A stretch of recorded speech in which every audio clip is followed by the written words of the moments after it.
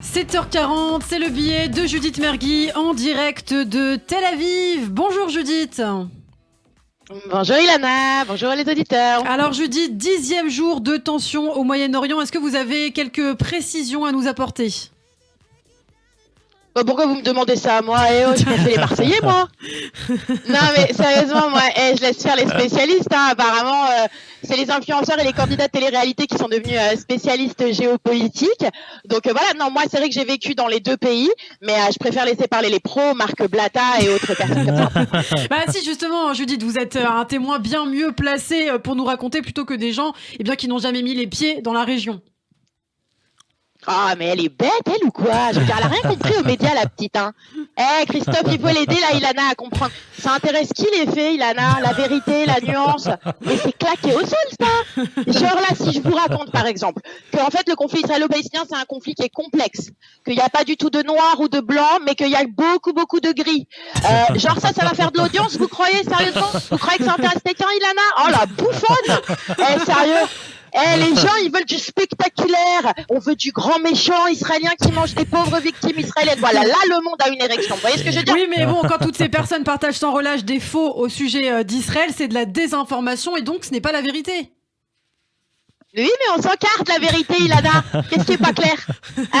Non, mais sérieusement, moi, je trouve ça trop bien, moi, ce système en France. Arrêtez de les empêcher de faire des trucs comme ça en France, des manifs et tout, parce que moi, j'adore ça. On peut détester Israël une fois par an, et comme ça, pendant qu'on se permet de juger Israël et tout ça, et nous, ça nous évite de regarder tous nos problèmes en France. Tu vois, c'est pratique. T'imagines là? Si le Hamas, il n'avait pas déclenché cette offensive contre Israël, en France, on aurait été obligé de continuer de parler d'Adama Traoré, des policiers assassinés, des Sarah défenestrés, des professeurs décapités.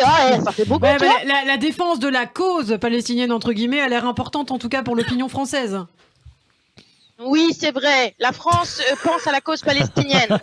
8 jours par an, c'est tout. Après le reste, tu vois, le reste de l'année, bizarrement, tout le monde s'encarre, quoi. Le reste de l'année, le peuple palestinien, les influenceurs indignés, tout d'un coup, ils sont plus indignés. Ils le laissent pourrir sous la dictature du Hamas, se faire battre, se faire corrompre, se faire intimider, se faire violer, se faire marier de force, se faire lyncher. Non, moi, il y a vraiment un truc que je voudrais du coup poser comme question, si vous voulez bien, aux Français qui nous écoutent. Nous, je veux dire en France, quand je le dis, on a goûté plusieurs fois quand même au terrorisme islamiste. Je veux dire, on n'en est pas à notre premier tour de manège. Les fous djihadistes, on en a croisé quelques-uns. Les Al-Qaïda, les Daesh et compagnie qui veulent dicter leurs lois et niquer la démocratie française, on en a déjà vu. Tu te souviens quand même, quand sur notre territoire républicain, ils sont quand même venus buter des gens qui écoutaient un concert au Bataclan, ou alors trancher la gorge d'un professeur parce qu'il s'était envolé, il avait cru qu'il pouvait se permettre d'enseigner, tu vois. Bon, vous les avez les images, je veux dire. Donc moi, j'ai envie de te dire, fais pas ton débutant parce que les codes des mouvements terroristes islamistes qui veulent te bouffer la vie et tes libertés, on les connaît. Alors j'ai une question naïve. Pourquoi, je suis bête, je sais, mais je demande pourquoi personne ne dit que c'est les mêmes codes dans les vidéos du Hamas? Le visage couvert, le kéfier, la kalachnikov en pendentif autour du cou. Je veux dire, ça rappelle quelque chose quand même. Vous n'allez pas me prendre pour une truffe pendant longtemps. Pourtant, c'est le même code couleur, la même langue, les mêmes propos, détruire l'Occident et les mécréants. Et c'est toi, le mécréant, toi qui es devant ton écran ou ta radio. Je veux dire, selon le djihad, t'avais qu'à être musulman et puis merde. Le Hamas et Daesh, c'est pareil, d'accord? Même couplet, même refrain.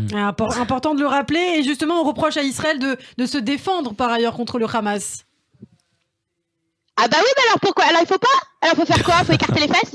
Pardon, je suis désolée, j'ai tenté. Non mais parce que j'ai tenté la diplomatie et tout, et puis je me dis pourquoi pas la vulgarité maintenant, parce que de toute façon ça marche pas quand on explique calmement. Tu vois, de la même façon qu'en fait, je te le dis parce que je suis française, toi qui m'écoutes, en fait en France on laissera pas emmerder des raclures de terroristes qui veulent imposer leur idéologie folle. Voilà. De la même façon que les femmes en France, elles auront le droit de marcher librement, qu'on se battra pour que nos différentes religions et communautés puissent cohabiter ensemble en France, que nos enfants, ils auront toujours le droit de vote démocratique en France, et exactement de la même façon. Israël, elle se battra aussi pour défendre sa démocratie. C'est cool, c'est marrant. Et que ça te défrise ou pas, elle le fera. Tu vois, c'est ça qui est intéressant de se mettre dans la tête. Donc, si tu veux aider le peuple palestinien, ça tombe bien parce que moi aussi, aidons-les à se libérer du Hamas. Pourquoi? Eux, ils méritent pas une démocratie? C'est vrai. Et vous ne croyez donc pas à la sincérité des défenseurs de la cause palestinienne? Si, mais justement, je leur pose une question. Voilà. Et c'est marrant parce que c'est eux qui veulent pas me répondre. C'est simple. Tu défends un parti ici dans une région qui est pas la tienne. Alors moi, je te propose qu'on importe les deux partis, les deux régimes. On met les deux, on transporte cette région en France. Lequel des régimes t'accepterais demain matin quand tu vas te réveiller? Est-ce que tu acceptes la dictature du Hamas pendant 15 jours chez toi en France, ou est-ce que tu acceptes la démocratie israélienne? Ben, bizarrement, c'est drôle, hein. Tout le monde dirait, ah non, non, non, le Hamas, pas chez moi. Et ben, pas chez moi, bah, pas ici non plus. Vous voyez ce que je veux dire? Donc, il y a un moment où il faut pas m'enfumer la gueule, mon petit chou. D'accord? L'idéologie du Hamas, tu l'accepterais pas chez toi, et ben, tu l'imposes pas aux autres. Bon, et rapidement, Judith, qu'est-ce que vous diriez, voilà, à toutes ces personnes qui ont pris parti ou qui appellent à prendre parti sur les réseaux sociaux? Ah bah d'abord de s'acheter un vibromasseur, parce qu'apparemment ça s'ennuie. Si, ça s'ennuie beaucoup quand même comme ça pour pouvoir parler pendant des heures d'un truc que tu connais même pas. Ensuite, je tiens à les remercier, ces influenceurs, ces blablateurs et ces autres jbèbes en carton.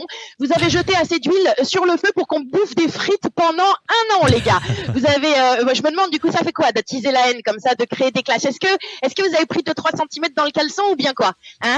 Moi, juste une petite question avec vos hashtags et vos stories. À votre avis, combien d'enfants israéliens et palestiniens ont bénéficié de quelque chose, ont gagné quelque chose? Zéro, mon petit cœur. Zéro. Dire que pendant toutes ces heures, eh ben, tu étais en train de créer la haine alors que tu pouvais te renseigner sur le conflit, tu aurais pu apprendre quelque chose. Ah ben après, si tu veux, il est pas trop tard, tu peux m'écrire quand tu veux. Moi, j'attends vos messages pour qu'on puisse aider vraiment les gens ici, concrètement. Mais non, attends, je suis con. Personne va m'écrire puisque demain, le hashtag Free Gaza, il sera plus à la mode et tu seras retourné vendre des crèmes épilatoires et des crèmes de jour. Gros bisous. Eh bien, merci beaucoup, Judith Mergui. Un rappel essentiel sur Radio J, et on est là en tout cas sur Radio J pour contrer la désinformation et la propagande de certains médias. Merci beaucoup, Judith Mergui. On vous retrouve demain matin sur Radio J.